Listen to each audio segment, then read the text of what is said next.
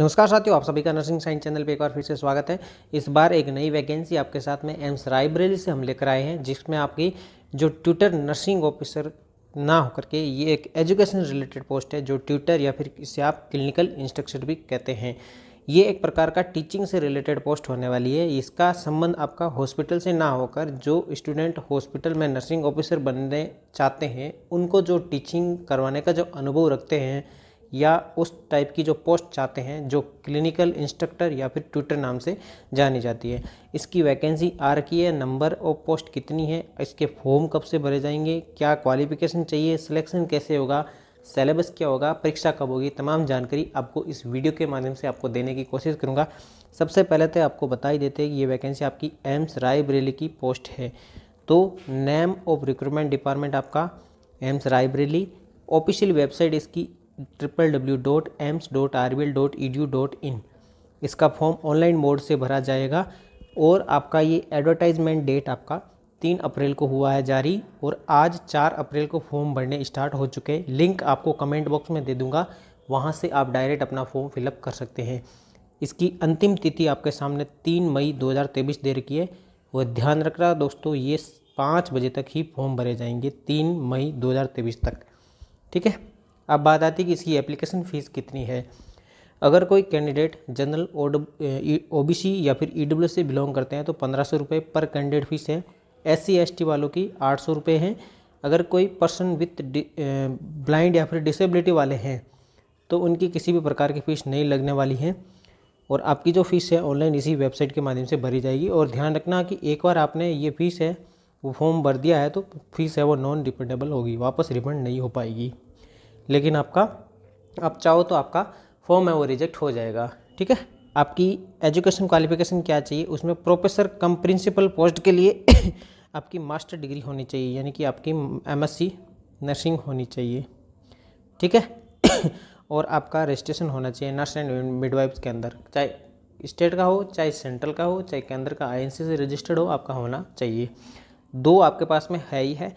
और तीसरी ये है कि आपके पास में 10 साल का नर्सिंग फील्ड से रिलेटेड आपके पास में आपका एक्सपीरियंस होना चाहिए। किसमें कम से कम 7 साल का तो आपका एक्सपीरियंस है वो नर्सिंग एजुकेशन रिलेटेड होना चाहिए, या फिर आपका administration after obtaining prescribe post graduate qualification होने के बाद में आपके पास में एडमिनिस्ट्रेशन से रिलेटेड आपका एक्सपीरियंस हो भी तो भी चलेगा।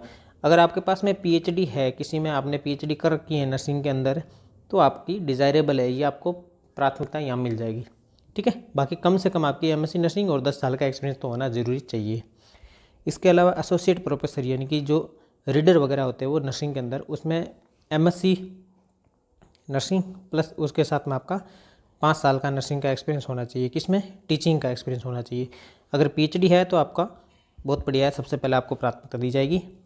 अगली पोस्ट ये है कि आपकी असिस्टेंट प्रोफेसर या फिर लेक्चरर इन नर्सिंग के अंदर मास्टर डिग्री प्लस यानी कि MSc प्लस 5 साल का आपका किसमें आपका एक्सपीरियंस होना चाहिए टीचिंग के अंदर, यानी कि 5 साल का एक्सपीरियंस है with A minimum of 2 year experience in nursing के अंदर।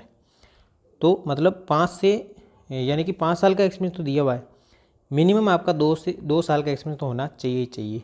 कम से कम 5 साल का है तो आपको प्राथमिकता पहले दी जाएगी, किसमें असिस्टेंट प्रोफेसर के लिए। और एक पोस्ट है आपकी ट्यूटर क्लिनिकल, सबसे ज़्यादा पोस्ट भी इसकी है और सबसे ज़्यादा कैंडिडेट इस पर भी मिलने वाले हैं। ठीक है। तो कुल मिलाकर BSc नर्सिंग वाले इसके लिए एलिजिबल है, चाहे पोस्ट BSc हो या BSc हो। आपका रजिस्ट्रेशन होना चाहिए और 3 साल का आपके पास में नर्सिंग का टीचिंग का एक्सपीरियंस होना ज़रूरी है। ये तो हर किसी के पास में लगभग हो जाता है, तो आपका काम बन जाएगा। अगर यहाँ पर किसी ने मास्टर डिग्री यानी कि MSc कर रखी है तो उनको प्राथमिकता पहले मिल जाएगी। ठीक है। अब बात आती है इसमें सैलरी कैसे रहेगी। प्रिंसिपल पोस्ट के लिए लेवल 13 जो सेंट्रल लेवल का पे मैट्रिक्स है 1,23,100 से लेकर के 2,15,900 रुपये, यानी कि आपकी शुरुआत की सैलरी ही लगभग 1.5 लाख प्लस सैलरी रहने वाली है। ये प्रिंसिपल की सैलरी है। एसोसिएट प्रोफेसर है तो उसके लिए लेवल 12 पे मैट्रिक्स 78,000 से लेकर के 2,09,000, यानी कि लगभग ये भी 1,35,000 के आसपास सैलरी आपकी शुरुआत में रहने वाली है।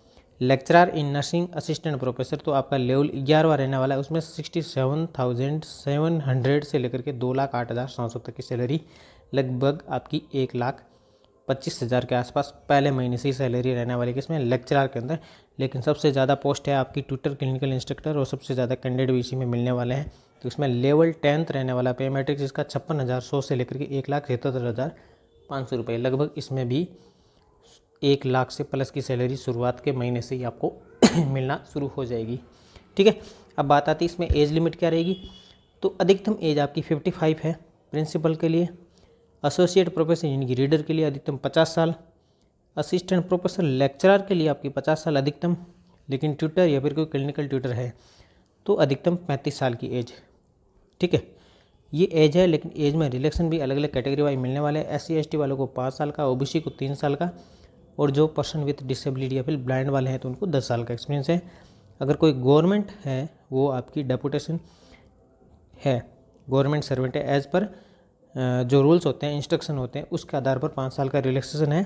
अगर एक्स सर्विसमैन है तो उनको भी 5 साल का रिलैक्सेशन है। ये एज में अधिकतम एज में रिलैक्सेशन मिलने वाला है। सिलेक्शन कैसे होगा, तो सिलेक्शन अगर कोई ट्यूटर या फिर क्लिनिकल इंस्ट्रक्टर के लिए फॉर्म भर रहे हैं तो सबसे पहले तो उनका क्या होगा, रिटन होगा, रिटन के बाद में इंटरव्यू होगा। तो कुल मिलाकर ये यहाँ पर 2 प्रोसेस रहेगी इनके लिए।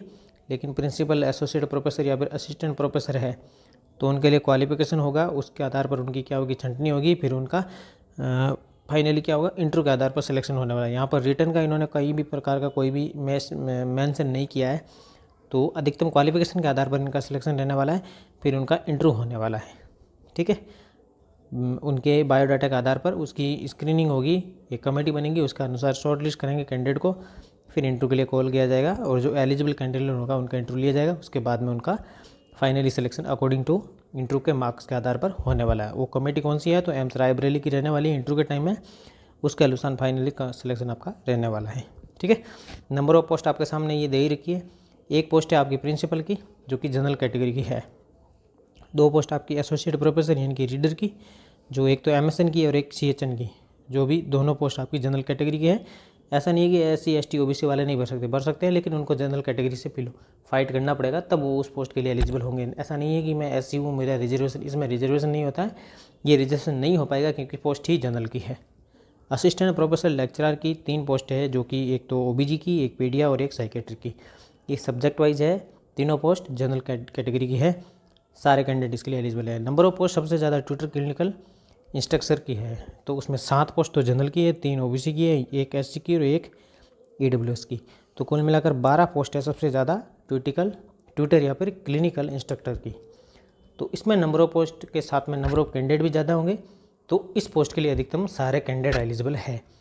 लेकिन ST वाले पोस्ट अलग से नहीं दिए हैं, लेकिन वो जनरल को फाइट करते हैं तो वो अपना यहाँ से सिलेक्शन ले सकते हैं। 7 पोस्टों में उनका भी पोस्ट मिल सकती हैं। ठीक है, तो ये थी नंबर ऑफ पोस्ट। तो इसके अनुसार आपको किसी भी प्रकार कोई डाउट होता है मुझे डायरेक्ट यहाँ पर कमेंट कर सकते हैं। लिंक मैं आपको फॉर्म भरने का कमेंट बॉक्स में दे दूँगा। वीडियो को लाइक करें, पोस्ट को शेयर करें, चैनल को सब्सक्राइब करें। हम सारी जानकारी आपको वीडियो के माध्यम से या फिर आने वाली तमाम जानकारी सारी हम इस चैनल के माध्यम से आपके साथ में साझा करते रहेंगे। ठीक है, और आपके सुखद भविष्य की हम कामना करते हैं। मिलेंगे एक नई वैकेंसी, नई जानकारी के साथ में, तब तक के लिए जय हिंद, जय भारत, थैंक यू।